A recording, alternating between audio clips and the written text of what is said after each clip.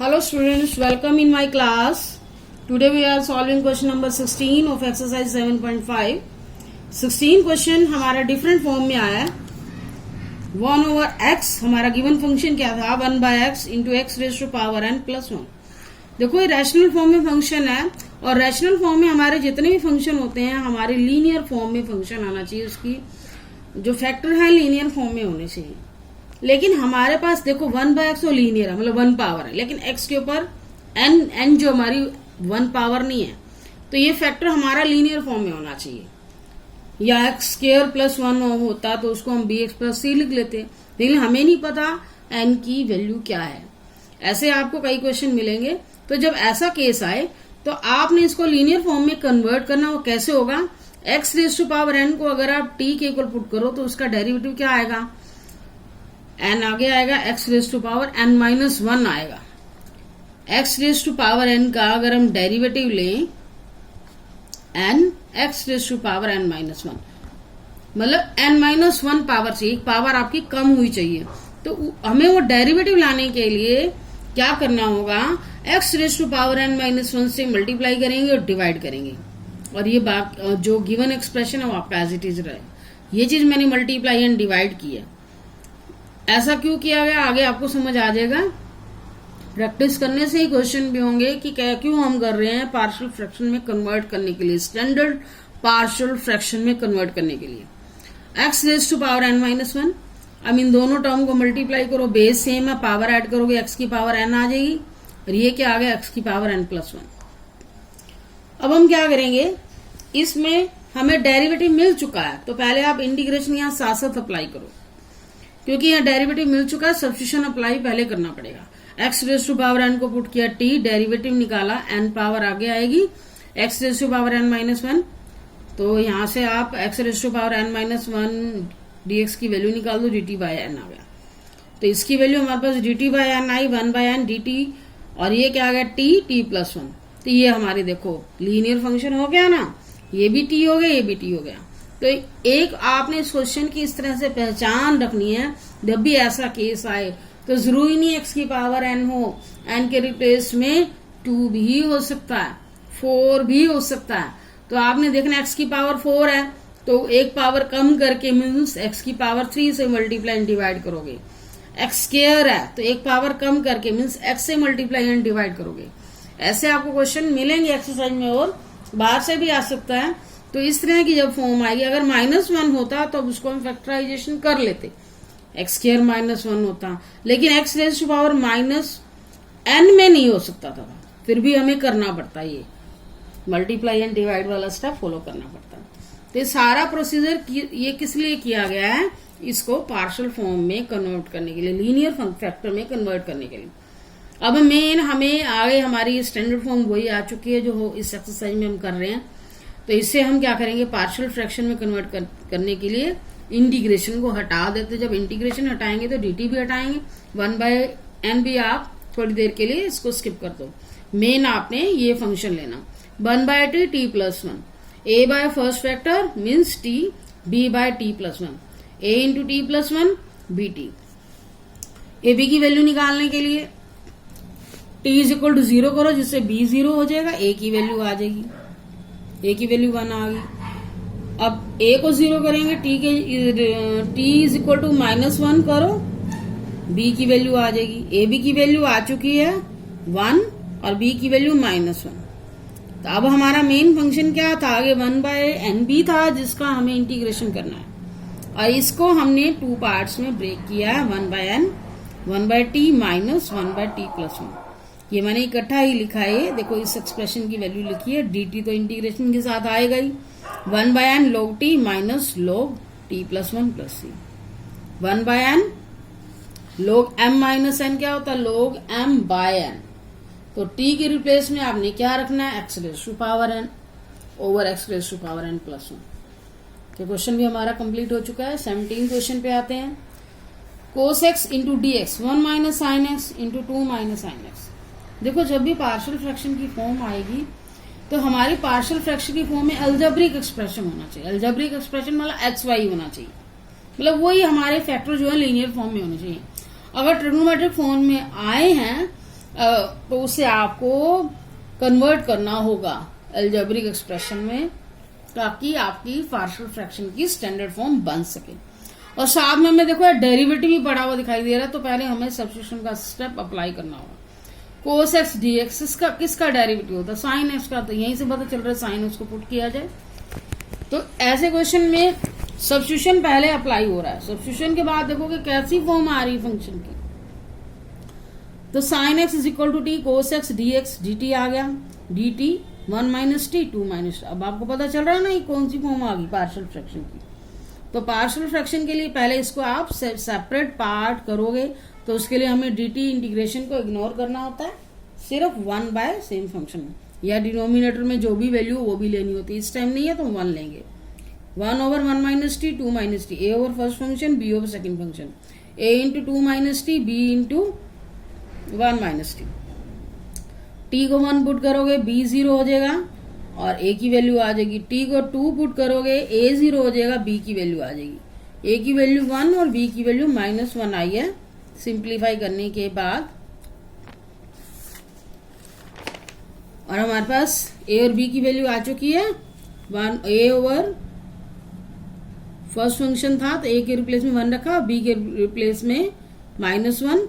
अब इंटीग्रेशन भी अप्लाई किया जाए, dt over 1 minus T minus dt over 2 minus T log t। अब देखो 1 माइनस टी है तो माइनस टी का विद रिस्पेक्ट टू टी आप इंटीग्रेशन ले रहे हो, तो माइनस टी का डेरिवेटिव लेना होगा, -1 डिनोमिनेटर में आएगा, ऐसा पहला भी हो चुका है। Minus log 2 minus T, again 2 minus T का डेरिवेटिव -1 होगा, माइनस log 1 माइनस टी, ये माइनस माइनस प्लस हो गया, log 2 माइनस टी। प्लस वाली टर्म आगे आ गई, माइनस वाली पीछे, प्लस सी, log m माइनस एन की फॉर्म बन गई, log m बाय एन हो गया।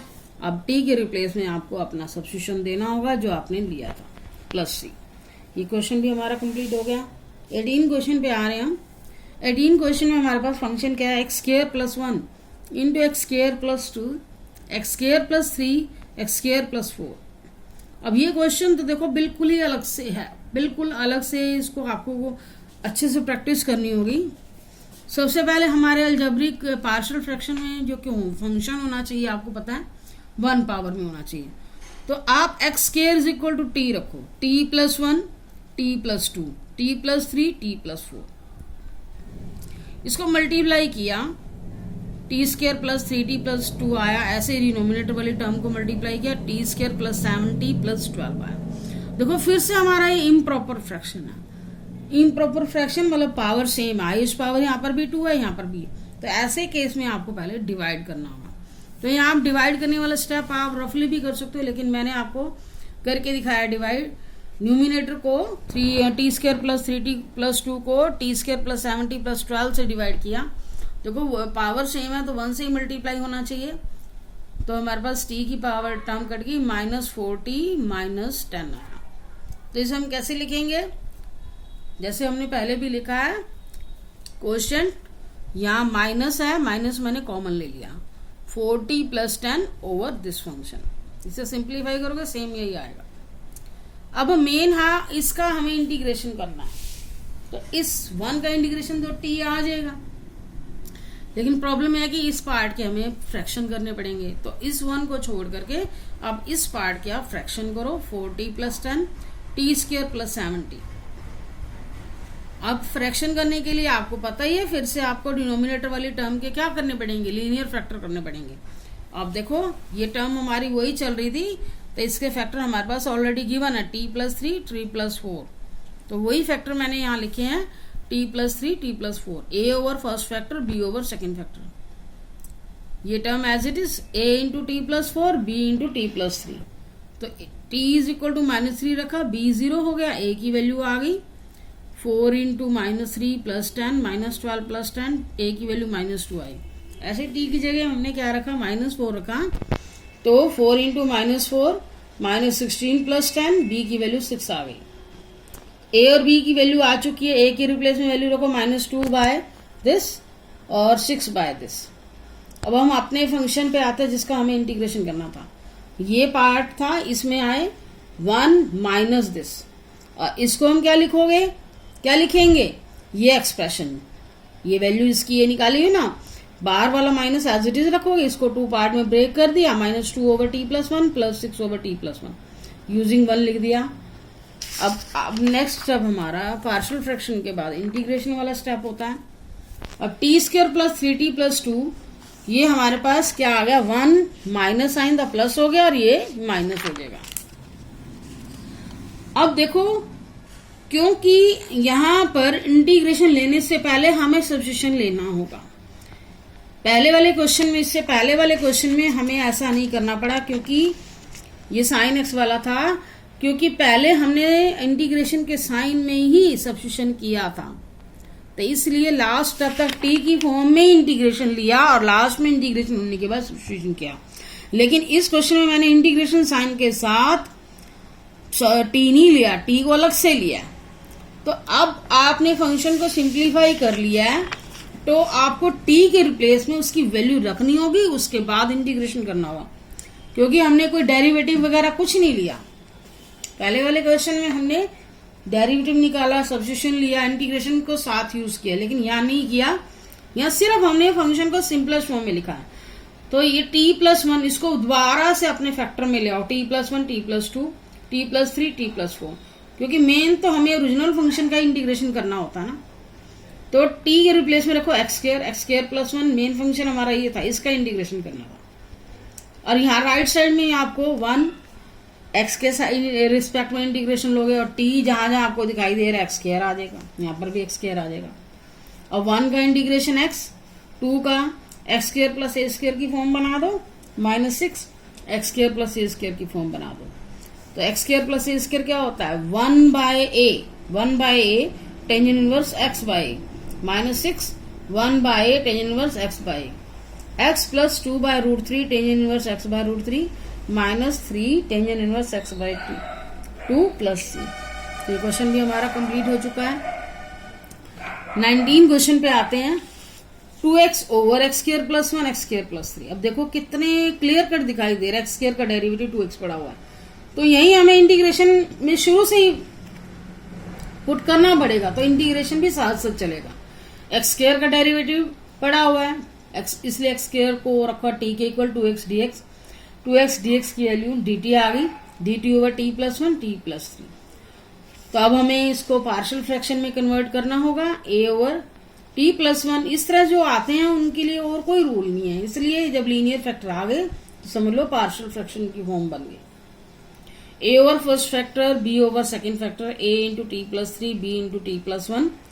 अब जीरोस के मेथड से हम ए बी की वैल्यू निकालेंगे। t के रिप्लेस में -1 रखा तो b 0 हो जाएगा, a की वैल्यू आ गई।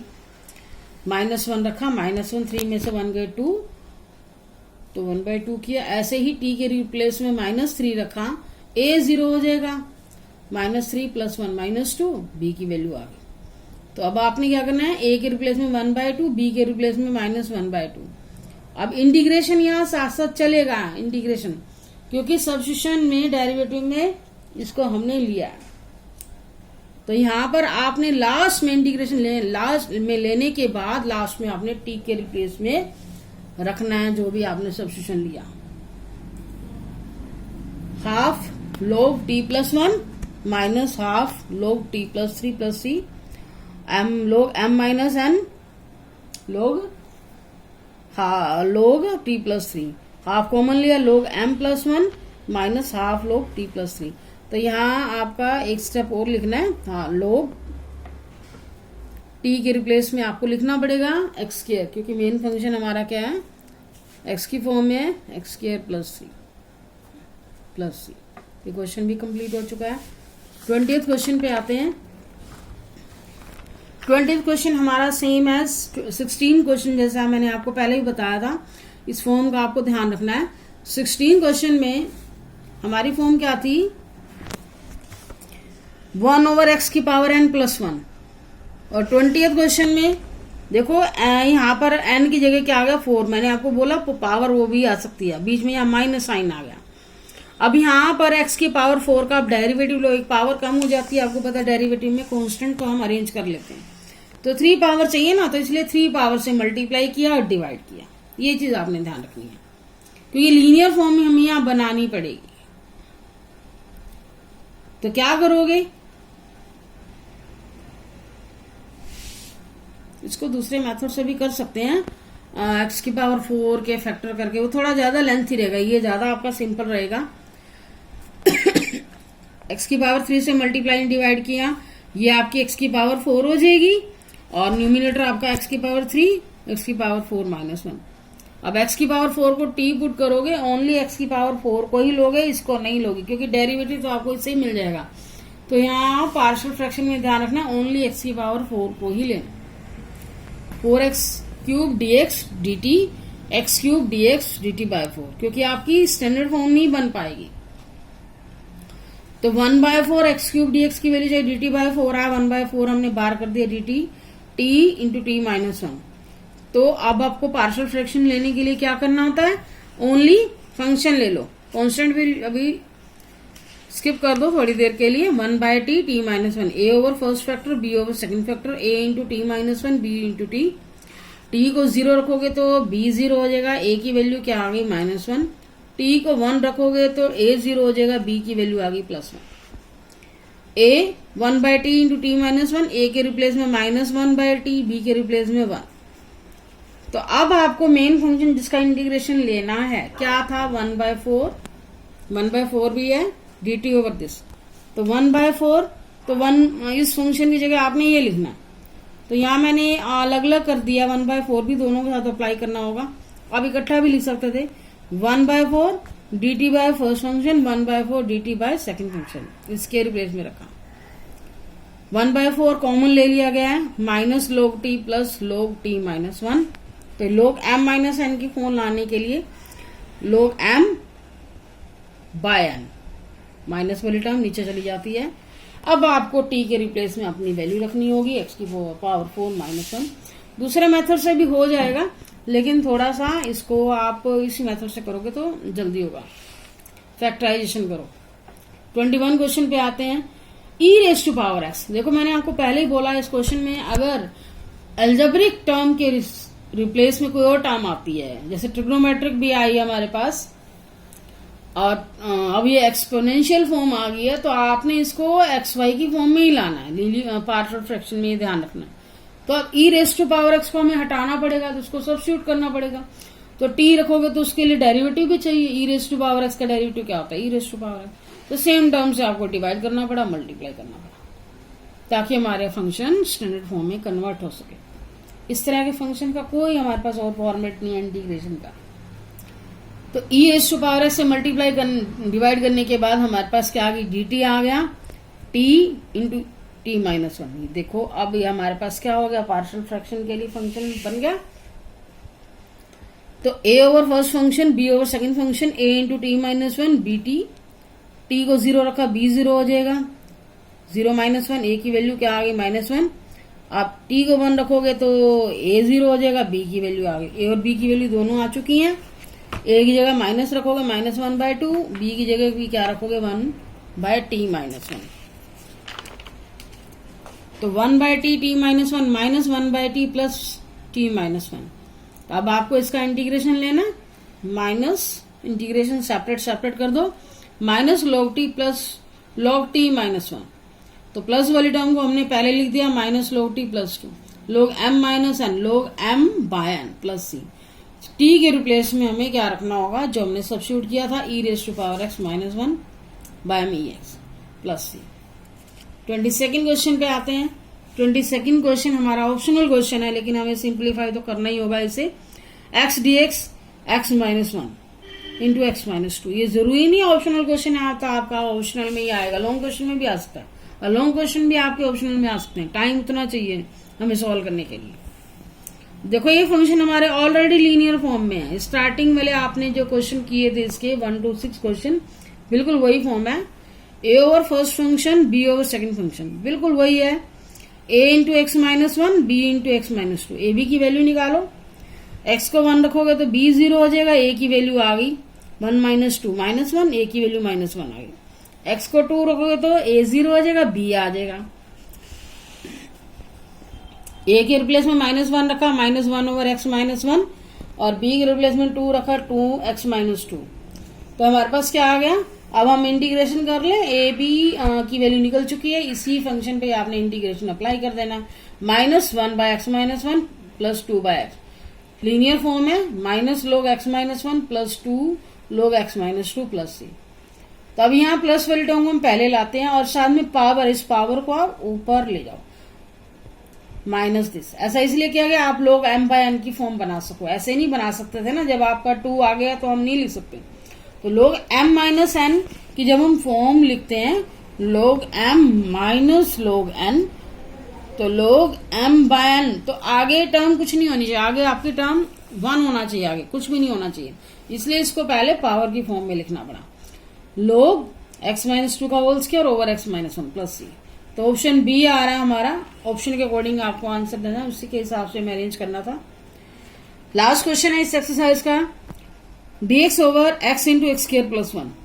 ये भी आपका क्वेश्चन नंबर 16 जैसा है। देखो एक्स स्क्वायर का आप डेरिवेटिव लोगे, क्या आएगा, एक पावर कम हो गया एक्स आएगा, तो हमें एक्स से मल्टीप्लाई करना होगा, डिवाइड करना होगा।